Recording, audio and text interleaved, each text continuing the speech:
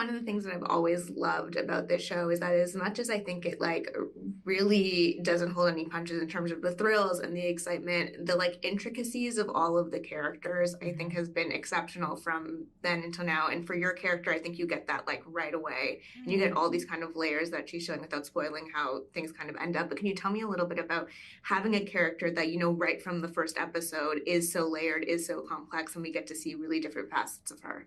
I think as a woman, that feels really nice to get to play. You know, I think so often there's sort of stereo, and it happens for humans, but as a woman, I read a lot of scripts where you're like, oh, okay, that's part of a person. So, you know, to get to play a whole person is really gratifying. And also to have sort of no vanity is very freeing.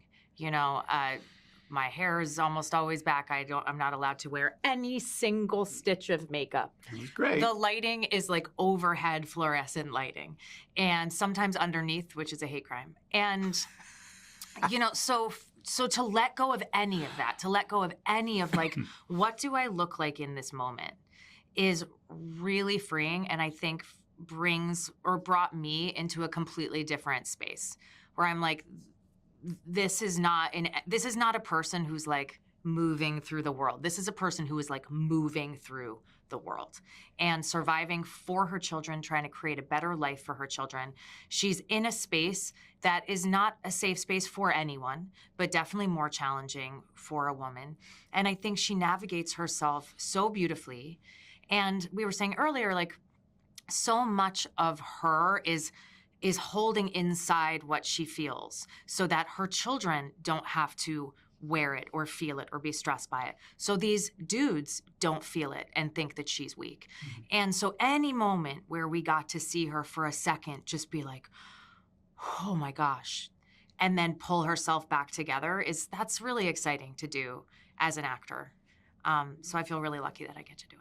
Hugh, for you, I think for Jeremy's scenes with Edie, I think are so electric when you have two actors like that. And I think just those two characters and their personalities coming together is a really interesting kind of clash and dynamic to see. Tell me a little bit about, you know, having that to play with for the story, because I think it's so critical to what we see for season 4. Yeah, I mean, it was just a given in many ways. And once we cast Edie, it just exploded on its own. But I mean, there's a natural chemistry, and there's something in, you know, how we create this world just in terms of, you know, each character is just barely keeping their darkest, you know, impulses in check. And that is something I've always, Taylor Sheridan and I, when we created the show, that is the underneath, that is the subtext. And you see that in every single character. There are a few that don't bother trying at all, but you know, that's what I'm interested in. I'm interested in the social construct and how we hide behind our masks or our uniforms or our, you know, interactions with others. And I think that's what these great actors have done. And you know,